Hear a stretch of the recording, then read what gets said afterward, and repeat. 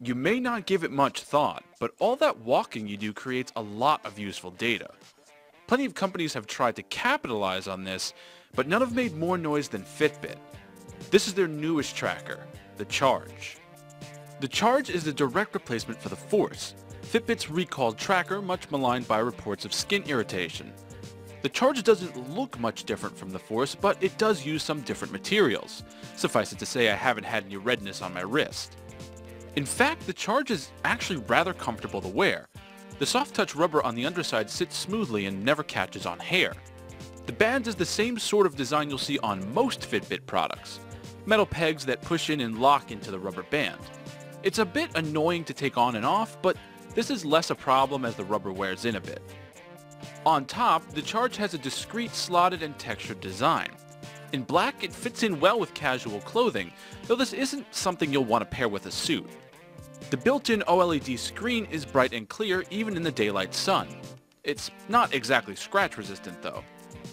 There's a small button just left of the screen that switches among various settings and data readouts on the Charge. It sticks occasionally, but it's in a good spot. Fitbit's app is slightly updated for the new device. It retains the same basic layout seen in our review of the Flex, and that's not necessarily a bad thing. It lays all of the most essential information like steps, calories burned, and active minutes right on the first page, with each day getting its own screen. The big improvements for this generation?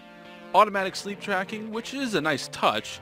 The Charge assumes that when you lie still for a few minutes you've gone to sleep.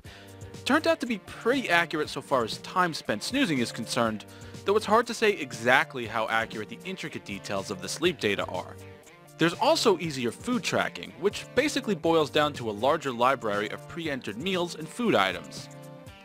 You have to enter the name of whatever you're eating to get its nutritional facts, which is honestly still too long of a process for anyone but the most diligent among us to stick to. It's largely the same otherwise, aside from things like flights of stairs climbed. What the Charge does is use an altimeter to work out that you're going up or down. From there, it counts a flight every 8 to 10 steps. It's decently consistent when tracking real-world stairs, but it's completely thrown off by a Stairmaster. The Charge does a decent job accurately recording steps. We tested it on a half-mile track and we got a result of 0.46 miles.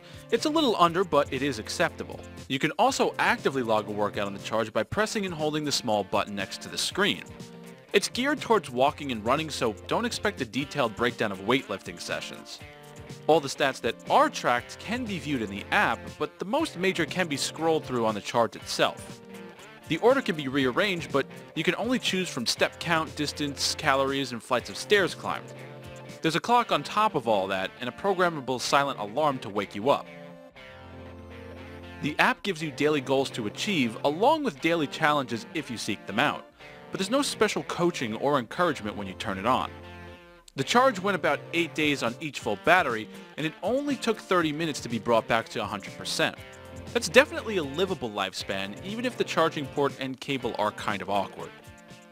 As the direct replacement for the Force, the Charge does pretty much everything it needs to do. The Fitbit app still needs a little bit of tweaking, but it's a solid base to work with at least. At $129, the only thing that the Charge is really missing is a heart rate monitor, but it's still a good start.